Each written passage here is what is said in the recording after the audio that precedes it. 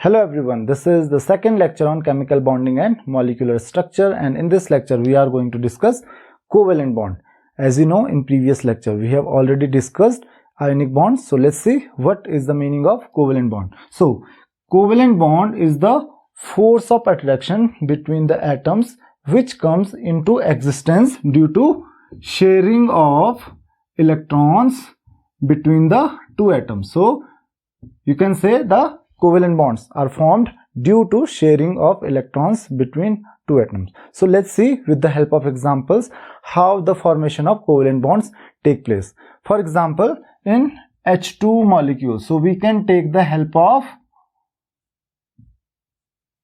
Lewis dot structure to explain the H2 molecule. So hydrogen atoms, you know that hydrogen has the electronic configuration of 1. So it has only one electron. So you can see that hydrogen, one atom of hydrogen will combine with other atom of hydrogen and they will share the electrons to form H2 molecule. So this is how two hydrogen atoms combine to form the hydrogen molecule. So in first shell it require only 2 electrons. तो आपको पता है इस hydrogen atom को भी 2 electrons की जरूरत होती है फर्स्ट शेल में, और इस हाइड्रोजन को भी, और दोनों के पास केवल एक एक इलेक्ट्रॉन्स हैं. तो ये दोनों क्या करते हैं, शेयर कर लेते हैं इलेक्ट्रॉन्स. और इस शेयरिंग की वजह से, क्योंकि इस हाइड्रोजन को भी ये 2 इलेक्ट्रॉन्स चाहिए और इस हाइड्रोजन को भी ये 2 इलेक्ट्रॉन्स चाहिए, दोनों हाइड्रोजन्स को एक एक इलेक्ट्रॉन्स चाहिए. और जब ये दोनों इलेक्ट्रॉन्स इनको मिल जाते हैं तो आपको पता है कि दोनों के इसकी रिक्वायरमेंट है, तो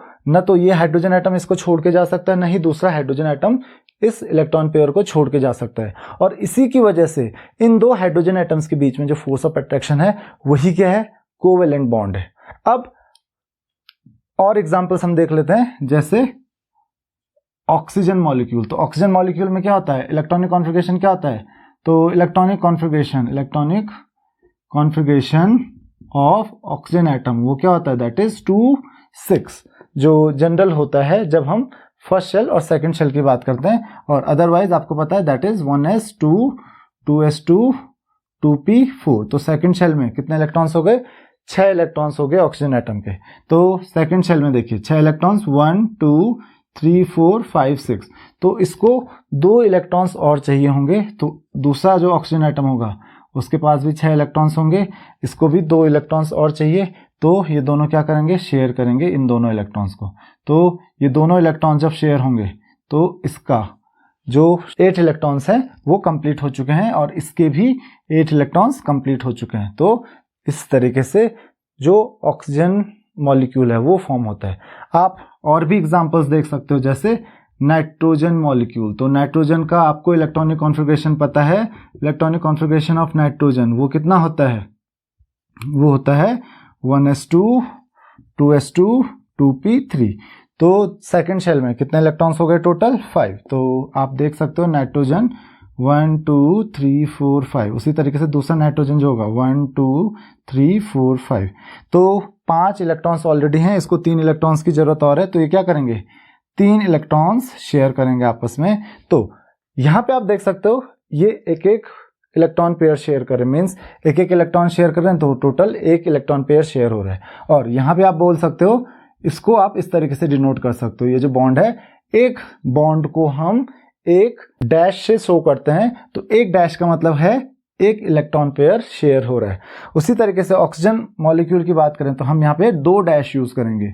2 क्या शो करते हैं कि 2 इलेक्ट्रॉन पेयर शेयर हो रहे हैं, यहाँ पे आप देख सकते हो. और नाइट्रोजन के केस में ट्रिपल बॉन्ड फॉर्म होगा क्योंकि यहाँ पे 3 इलेक्ट्रॉन पेयर्स शेयर हो रहे हैं. तो इस तरीके से आप नाइट्रोजन मॉलिक्यूल फॉर्म कर सकते हो. अब आप कंपाउंड्स के भी स्ट्रक्चर फॉर्म कर सकते हो इस तरीके से. For example CH4. So what is the electronic configuration of carbon, electronic configuration of carbon is equal to 2, और you can say 1s2 2s2 2p2. तो ये इलेक्ट्रॉनिक कॉन्फ़िगरेशन हो गया. And electronic configuration of hydrogen is 1s1. So hydrogen को 1 electron की requirement है, carbon को 4 electrons की रिक्वायरमेंट है. अब हाइड्रोजन के इलेक्ट्रॉन्स अलग होंगे और कार्बन के इलेक्ट्रॉन्स अलग होंगे. तो हम क्या करेंगे, जो कार्बन है उसके इलेक्ट्रॉन्स 1 2 3 4 ऐसे शो कर सकते हैं। और हाइड्रोजन जो है, हाइड्रोजन के इलेक्ट्रॉन्स भी शो करेंगे। तो हाइड्रोजन के इलेक्ट्रॉन्स मैं रेड कलर में शो कर रहा हूँ 1 2 3 4। तो ये 4 इलेक्ट्रॉन हाइड्रोजन के हो गए और 4 इलेक्ट्रॉन्स कार्बन के हो गए। आउटर मोस्ट शेल में कार्बन में 4 ही इलेक्ट्रॉन्स हैं। तो इस तरीके से जो कार्बन है उसके 8 इलेक्ट्रॉन्स कंप्लीट हो जाएंगे और जो हाइड्रोजन एटम्स हैं 1 2 3 और 4, ये हाइड्रोजन एटम्स हैं 4 हमारे पास। तो उनके भी क्या, इसको भी 2 इलेक्ट्रॉन चाहिए, इसको भी 2 इलेक्ट्रॉन चाहिए, इसको भी 2 इलेक्ट्रॉन चाहिए और इसको भी 2 इलेक्ट्रॉन चाहिए। तो 1 इलेक्ट्रॉन हाइड्रोजन का और 1 कार्बन का। तो इस तरीके से जो बॉन्ड फॉर्म हो रहा है वो कैसे हो रहा है, CH और ये 4 सिंगल बॉन्ड्स ये फॉर्म कर रहे हैं। So this is how the formation of covalent bonds take place. तो इस तरीके से आप कोवेलेंट बॉन्ड फॉर्म कर सकते हो। और ये हो गया लेविस डॉट स्ट्रक्चर। तो लेविस डॉट स्ट्रक्चर की हेल्प से आप फॉर्मेशन ऑफ कोवेलेंट बॉन्ड्स को शो कर सकते हो। अब हम बात करते हैं नेक्स्ट टॉपिक की, factors affecting the formation of covalent bonds. So what are the factors which are responsible for the formation of covalent bonds? तो आपको मैंने 2 चीजें बताई, एक आयोनिक बॉन्ड और एक कोवेलेंट बॉन्ड। आयोनिक बॉन्ड के केस में आपको पता था वहां पे एक एटम क्या करता है, इलेक्ट्रॉन लूज करता है, दूसरा गेन करता है।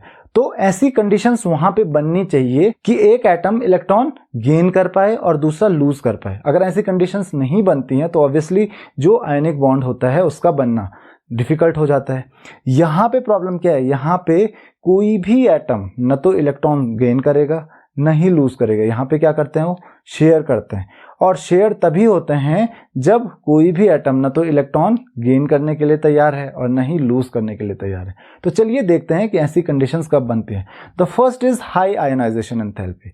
Ionisation enthalpy of the elements which are forming the covalent bond should be very high. अगर हाई आयोनाइजेशन एंथैल्पी होगी तो वो इलेक्ट्रॉन लूज करने के बारे में तो सोच ही नहीं सकता है, और इलेक्ट्रॉन लूज नहीं करेगा तो उसके जो आयनिक बॉन्ड की पॉसिबिलिटी होगी वो कम हो जाएगी। तो सबसे पहले हाई आयोनाइजेशन एंथैल्पी होनी चाहिए जो एलिमेंट्स क्या फॉर्म करते हैं, कोवेलेंट बॉन्ड फॉर्म करते हैं।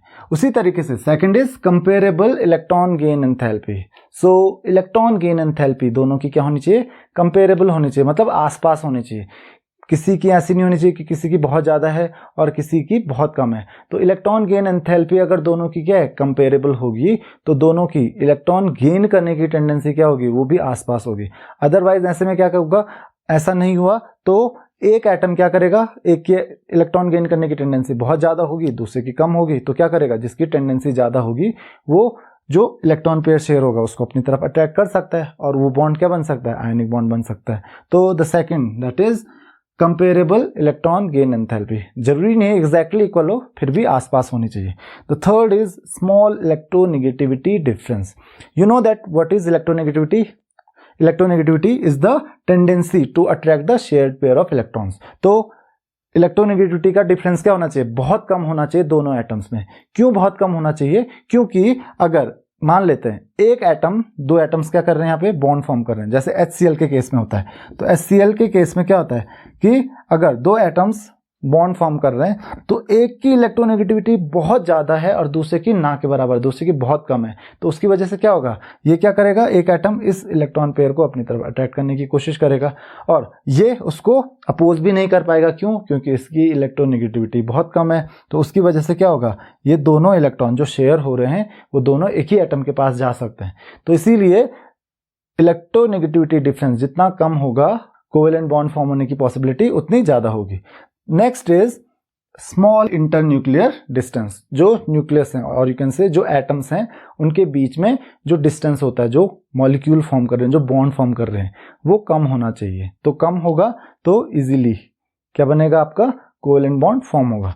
Next is covalency. So these are the factors which are responsible for the formation of covalent bond. अगर ये कंडीशन सेटिस्फाई होती हैं तो कोवेलेंट बॉन्ड इजीली फॉर्म हो जाएगा, और अगर ये कंडीशंस सेटिस्फाई नहीं होती हैं तो कोवेलेंट बॉन्ड फॉर्म होना थोड़ा डिफिकल्ट होगा। The next topic is covalency. तो कोवैलेंसी, जैसे हम इलेक्ट्रोवैलेंसी पढ़ते हैं वैसी कोवैलेंसी भी होती है। तो इलेक्ट्रोवैलेंसी में कोई भी एटम कितने इलेक्ट्रॉन्स गेन या लूज करता है वो क्या हो गई, उसकी इलेक्ट्रोवैलेंसी होगी, जब वो क्या करता है, एक कंपाउंड फॉर्म करता है। यहाँ पे भी कोई भी एटम अपने कितने इलेक्ट्रॉन्स शेयर करता है जब वो एक कोवेलेंट बॉन्ड फॉर्म कर रहा है, उसको हम कहेंगे उसकी covalency. So number of electrons shared by an atom from its outermost shell when it is forming a covalent bond is known as covalency। तो कोवैलेंसी फॉर एग्जांपल यहाँ पे हम देख सकते हैं हाइड्रोजन कितने इलेक्ट्रॉन शेयर कर रहे हैं, यहाँ पे एक इलेक्ट्रॉन, एक हाइड्रोजन एटम एक इलेक्ट्रॉन शेयर कर रहा है, तो उसकी कोवैलेंसी कितनी हो जाएगी 1। So second is oxygen. तो ऑक्सीजन मॉलिक्यूल में आप देख सकते हो what is the valency of oxygen, covalency of oxygen is 2 because it is sharing 2 electrons. Each oxygen atom is sharing 2 electrons. In case of nitrogen molecule, so its covalency is 3 क्योंकि each nitrogen atom is sharing 3 electrons. The next is covalency of carbon. So you can say carbon is sharing 1, 2, 3, 4 of its electrons. So its covalency is 4. While the covalency of hydrogen is 1 because hydrogen is sharing its 1 electron. Similarly, in case of HCl, तो दोनों क्या कर रहे हैं, एक एक electron share कर रहे हैं यहाँ पे, तो हाइड्रोजन की भी कोवैलेंसी 1, क्लोरीन की कोवैलेंसी भी हो जाएगी 1। The next topic is variable covalency. So like variable electrovalency there is variable covalency. तो कुछ एलिमेंट्स वेरिएबल क्या शो करते हैं, इलेक्ट्रोवैलेंसी शो करते थे, वैसे ही कुछ एलिमेंट्स क्या शो करते हैं, वेरिएबल कोवैलेंसी भी शो करेंगे। तो कुछ एग्जांपल्स देख लेते हैं हम कि कौन कौन से एलिमेंट्स वेरिएबल कोवैलेंसी शो करते हैं। तो जैसे हमारे पास एक एग्जांपल है यहाँ पे H2S और SO2 या फिर SO3। तो यहाँ पे जो सल्फर है, यहाँ पे इसकी वैलेंसी कितनी है 2, यहाँ पे इसकी कोवैलेंसी कितनी है 4 और यहाँ पे इसकी कोवैलेंसी कितनी है 6। तो सल्फर की जो कोवैलेंसी है तीनों केसेस में क्या है, अलग अलग है। तो इसको हम कहते हैं वेरिएबल कोवैलेंसी। अब क्वेश्चन ये आता है कि कोई भी एलिमेंट वेरिएबल कोवैलेंसी शो क्यों करता है। तो चलिए इसको एक एग्जांपल की हेल्प से हम समझ लेते हैं। जैसे कि हमारे पास एक एग्जांपल है यहाँ पे कि कोई भी एटम है सल्फर, तो सल्फर का आपको इलेक्ट्रॉनिक कॉन्फ़िगरेशन पता है, that is 1s2 2s2 2p6 3s2 then 3p4। तो यहां तक तो नोबल गैस का इलेक्ट्रॉनिक कॉन्फ़िगरेशन है, तो यहां तक तो हम कोई चेंज नहीं कर सकते हैं। But if you talk about the outermost shell that is 3s2 and 3p4, अगर आप इस शेल के बारे में बात करो तो ये जो शेल है ये काफी इंपॉर्टेंट हो जाता है आपके लिए, और इससे आपको पता चलेगा कि क्यों ये वेरिएबल वैलेंसी शो करता है। तो अगर हम बात करें 3s की, तो ये हो गया आपका 3s और ये हो गया 3p। So there are 2 electrons in 3s, then 1 2 3 and 4 electrons in 3p. So this is 3s and this is 3p. तो ये तब कंडीशन होती है जब आपका सल्फर एटम क्या है ग्राउंड स्टेट में, लेकिन जैसे ही ये एक्साइटेड स्टेट में जाता है तो आपको पता है 3d ऑर्बिटल, तो 3d ऑर्बिटल जो हो जाएगी आपकी, वो आपको पता है कि वो क्या होती है, यहाँ पे एम्प्टी होती है। तो जैसे ही एक इलेक्ट्रॉन एक्साइटेड होता है वो क्या करेगा, यहाँ पे आप देख सकते हो there is 1 and 2, 2 unpaired electrons हैं। तो इनको पेयर अप करने के लिए हमको केवल 2 इलेक्ट्रॉन्स की जरूरत पड़ेगी। तो ये क्या करेगा, अपने 2 इलेक्ट्रॉन शेयर करेगा, और इसीलिए इसकी जो वैलेंसी होती है, कोवैलेंसी होती है 2 होती है। लेकिन एक्साइटेड स्टेट में क्या होता है, ये जो एक इलेक्ट्रॉन है ये जंप करके 3d में पहुंच जाएगा, और अगर ये जंप करके 3d में पहुंच गया, वी हैव 4 अनपेयर्ड इलेक्ट्रॉन्स। तो इनको पेयर अप करने के लिए ये चारों इलेक्ट्रॉन्स क्या करेगा, शेयर करेगा। तो यहाँ पे वैलेंसी कितनी हो जाएगी 4। सिमिलरली अगर और एक्साइटेड ही होता है तो उसकी वजह से क्या होगा, 3s का भी इलेक्ट्रॉन क्या हो जाएगा, एक्साइटेड स्टेट में वो 3d में पहुंच जाएगा। 1 2 3 4 5 6, अब ये 6 इलेक्ट्रॉन्स क्या करेगा, शेयर करेगा, और इसकी जो कोवैलेंसी हो जाएगी वो हो जाएगी 6। तो ये एक रीजन है वेरिएबल कोवैलेंसी शो करने का। तो सल्फर शो करता है, क्लोरीन शो करता है, बहुत सारे एलिमेंट्स हैं जो वेरिएबल कोवैलेंसी शो करते हैं। The next is maximum covalency. तो मैक्सिमम कोवैलेंसी, अलग अलग एलिमेंट्स अलग अलग मैक्सिमम कोवैलेंसी शो करते हैं। जैसे कि यहाँ पे आप देख सकते हो सल्फर जो है वो 6 तक कोवेलेंसी शो कर सकता है। The maximum covalency of sulphur is 6, similarly the maximum covalency of chlorine is 7। तो क्लोरीन 7 इलेक्ट्रॉन जो होते हैं इसके आउटर मोस्ट शेल में, उन सबको शेयर कर सकता है, तो इसकी मैक्सिमम कोवेलेंसी होती है 7। Similarly maximum covalency of phosphorus is 5। तो ये हो गई आपकी maximum covalency. The next topic that we are going to discuss is characteristics of covalent compounds. तो जैसे कि हमने आयोनिक कंपाउंड्स की कैरेक्टरिस्टिक्स के बारे में पढ़ा था, वैसे ही हम डिस्कस करेंगे कोवेलेंट कंपाउंड्स की characteristics. So the first is physical state. So covalent compounds exist in solid, liquid as well as gaseous state. वो डिपेंड करता है अलग अलग कंपाउंड्स पे। कुछ कंपाउंड्स आपको सॉलिड स्टेट में मिल जाएंगे, कुछ लिक्विड में मिल जाएंगे, और कुछ कंपाउंड्स आपको गैसियस स्टेट में मिल जाएंगे। अब रीजन ढूंढते हैं कि इसके पीछे रीजन क्या है। तो फिजिकल स्टेट मैंने क्या कहा, इसकी सॉलिड, लिक्विड और गैसेस कुछ भी हो सकती है। ऐसा क्यों होता है, ऐसा पता चलता है इसके स्ट्रक्चर से। देखिए आयोनिक कंपाउंड्स में क्या था, फोर्स ऑफ अट्रैक्शन क्या था, that is electrostatic force of attraction between the ions. तो वो क्या कर रहा था, वो आयंस को होल्ड करके रख रहा था, और उसकी वजह से वो क्या कर रहा था, एक बहुत स्ट्रॉन्ग स्ट्रक्चर फॉर्म कर रहा था, और वो सॉलिड स्टेट में ही आपको मिलता था, क्योंकि एटम्स के बीच में या आयंस के बीच में क्या था, फोर्स ऑफ अट्रैक्शन बहुत ज्यादा था। यहां पे देखिए क्या हो रहा है, यहां पे दो एटम्स या दो से ज्यादा एटम, 2, 3 या 4 या 5 जितने भी एटम्स हैं, ये क्या कर रहे हैं, आपस में बॉन्ड फॉर्म कर रहे हैं और एक मॉलिक्यूल फॉर्म कर रहे हैं। तो कोवेलेंट बॉन्ड्स जहां पे फॉर्म होते हैं, यहां पे फॉर्म होते हैं जनरली मॉलिक्यूल्स। तो जो कोवेलेंट कंपाउंड्स होते हैं वो फॉर्म करते हैं मॉलिक्यूल्स। अब देखिए मान लेते हैं एक मॉलिक्यूल फॉर्म हो गया, ये मीथेन का एक मॉलिक्यूल है, और वैसे ही एक और मीथेन का मॉलिक्यूल होगा। यहां पे आप देख सकते हो कि इस मीथेन के मॉलिक्यूल का इस मीथेन के मॉलिक्यूल से कोई लेना देना ही नहीं है। जरूरत है क्या इसको, इसकी बिल्कुल भी जरूरत नहीं है। क्यों, क्योंकि ये मॉलिक्यूल अपने आप में स्टेबल है, ये मॉलिक्यूल अपने आप में स्टेबल है। तो फोर्स ऑफ अट्रैक्शन जो होता है इन दो मॉलिक्यूल्स के बीच में, वो ऑलमोस्ट क्या हो जाएगा, नेग्लिजिबल, ना के बराबर इंटरमॉलिक्यूलर फोर्स ऑफ अट्रैक्शन होगा। जबकि आयनिक के केस में क्या होता था, वहां पे आयंस होते थे कि यहाँ पे Na+, फिर उसको सराउंडिंग कर रहे हैं नेगेटिव आयंस, और फिर उसको सराउंड कर रहे हैं पॉजिटिव, फिर नेगेटिव, और पॉजिटिव और नेगेटिव आयंस का एक पूरा का पूरा 3 डायमेंशनल स्ट्रक्चर बन जाता था। और यहाँ पे मॉलिक्यूल एक बार फॉर्म हो गया, वो अपने आप में स्टेबल है, एक मॉलिक्यूल को दूसरे मॉलिक्यूल से कोई लेना देना ही नहीं है। तो ये एक दूसरे को कैसे अट्रैक्ट करेंगे, और जब अट्रैक्ट ही नहीं करेंगे तो फोर्स ऑफ अट्रैक्शन क्योंकि कम है, तो वो सॉलिड स्टेट में या लिक्विड स्टेट में जनरली नहीं होता है, आपको गैसेस स्टेट में भी वो मिलेंगे। अच्छा, अब क्वेश्चन ये आता है कि वैरायटी क्यों होती है, मतलब इतनी रेंज क्यों होती है कि सॉलिड, लिक्विड, गैस तीनों में एग्जिस्ट करते हैं, केवल गैसेस में एग्जिस्ट करना चाहिए इस हिसाब से तो। लेकिन मॉलिक्यूल्स के बीच में इंटरमॉलिक्यूलर फोर्स ऑफ अट्रैक्शन होता है, तो एक इंटरमॉलिक्यूलर फोर्स ऑफ अट्रैक्शन बहुत कॉमन होता है। वैसे तो बहुत सारे इंटरमॉलिक्यूलर फोर्स ऑफ अट्रैक्शन होते हैं, उसको हम नेक्स्ट चैप्टर में डिस्कस करेंगे, that is state of matter. तो यहां पे हम फिलहाल ये समझ लेते हैं कि जो इंटरमॉलिक्यूलर फोर्स ऑफ अट्रैक्शन होता है, मोस्ट कॉमन या यूनिवर्सल फोर्स ऑफ अट्रैक्शन होता है, that is called van der Waals force of attraction. और इसी van der Waals force of attraction की वजह से ये मॉलिक्यूल्स एक दूसरे को होल्ड करते हैं। Van der Waals force of attraction depend करता है मॉलिक्यूलर मास पे। मॉलिक्यूलर मास जितना ज्यादा होगा, van der Waals force of attraction उतना ज्यादा होगा। इसीलिए जिन सब्सटेंसेस के मॉलिक्यूलर मासेस कम होते हैं वो आपको जनरली गैसियस स्टेट में मिलेंगे, जो कोवेलेंट कंपाउंड्स होते हैं। जिनके ज्यादा होते हैं वो आपको लिक्विड्स में, और जिनके काफी ज्यादा होते हैं वो आपको सॉलिड स्टेट में मिलेंगे। The next is melting and boiling point of covalent compound. So melting और बॉइलिंग पॉइंट लो होंगे obviously due to the physical state, due to the same reason, because there is no strong intermolecular force of attraction between the molecules। तो molecules के बीच में कोई strong intermolecular force of attraction है ही नहीं। तो अगर strong intermolecular force of attraction नहीं है तो उसकी वजह से मॉलिक्यूल्स क्या होगा, एक दूसरे को होल्ड नहीं कर पाएंगे, तो इजीली क्या हो जाएंगे, मेल्ट हो जाएंगे, इजीली गैसेस स्टेट में वो आ जाएंगे। तो मेल्टिंग पॉइंट और बॉइलिंग पॉइंट इनके क्या हो जाएंगे, बहुत लो होंगे।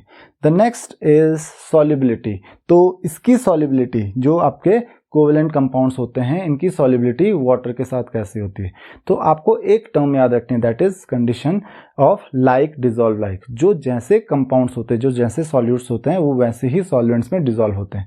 तो यहाँ पे हमारे पास दो तरीके के सब्सटेंसेस होते हैं, आयोनिक और कोवेलेंट। तो जो आयनिक सब्सटेंसेस होते हैं वो वाटर में डिसॉल्व हो जाते हैं। कोवेलेंट भी दो तरीके के होते हैं, पोलर एंड नॉन पोलर। तो जो नॉन पोलर होते हैं तो ना के बराबर डिसॉल्व होते हैं वाटर में।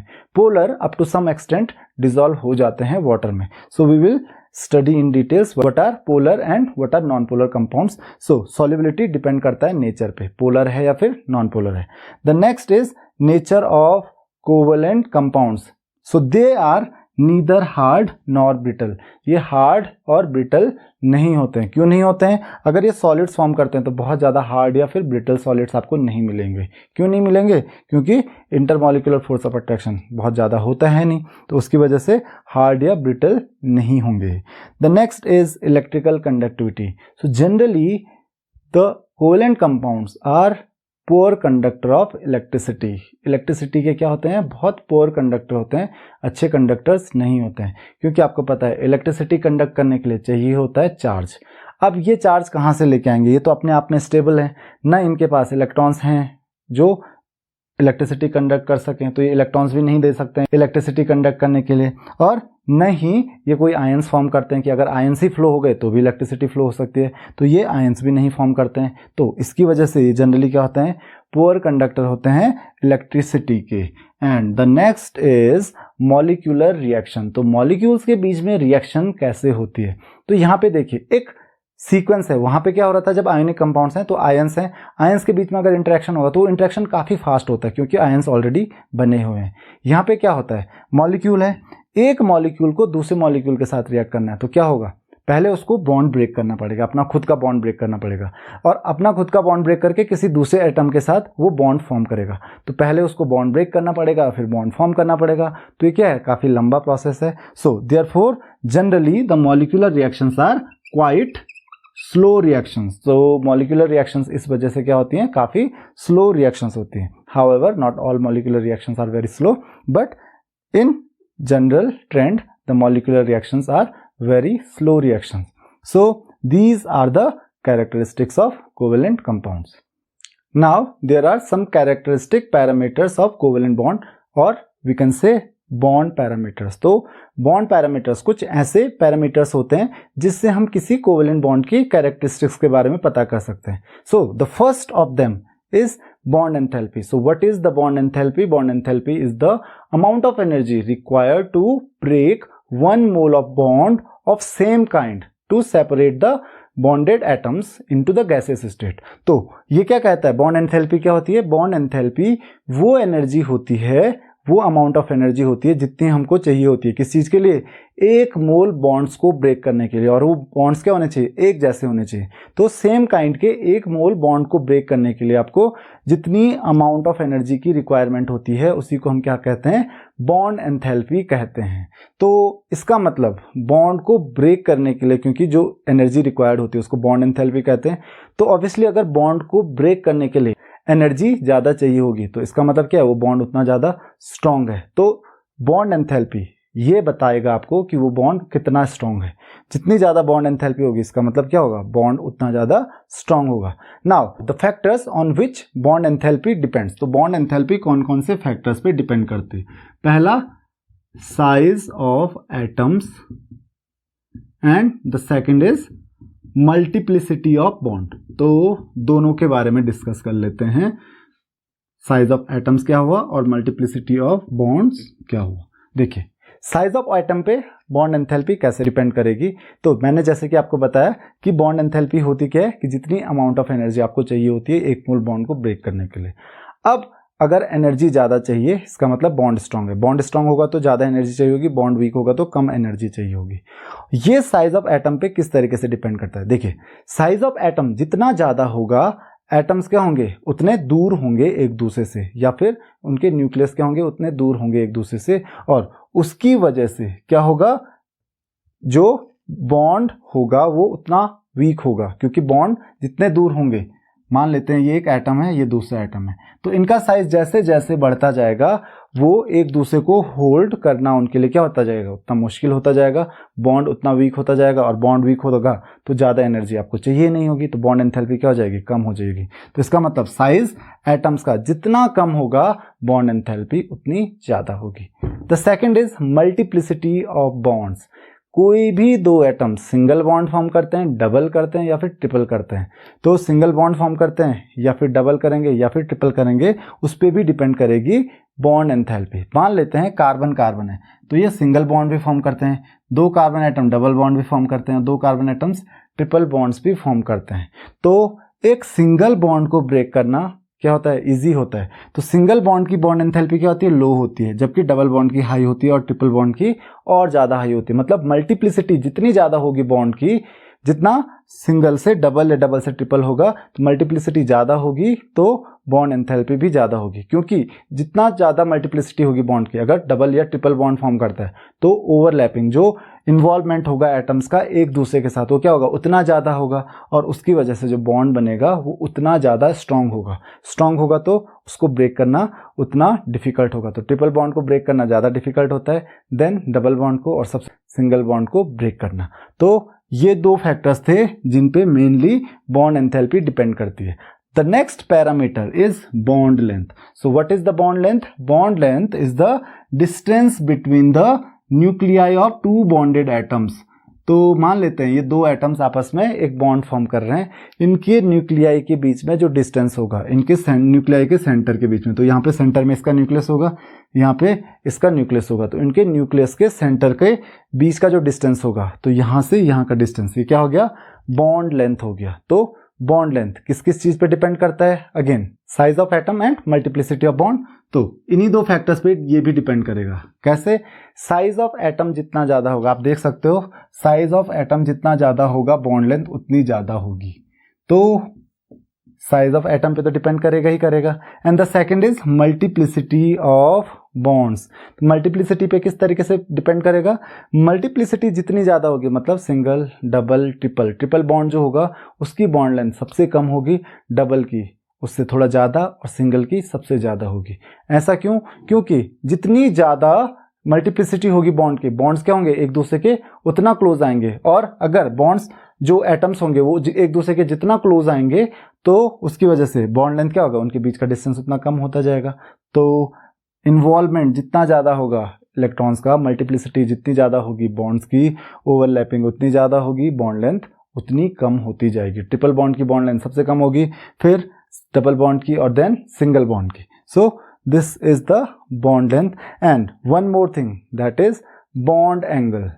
सो as we know covalent bonds are directional in nature. तो कोवेलेंट बॉन्ड्स होते हैं जो वो डायरेक्शनल होते हैं, मतलब वो किसी सर्टेन डायरेक्शन में फॉर्म होते हैं।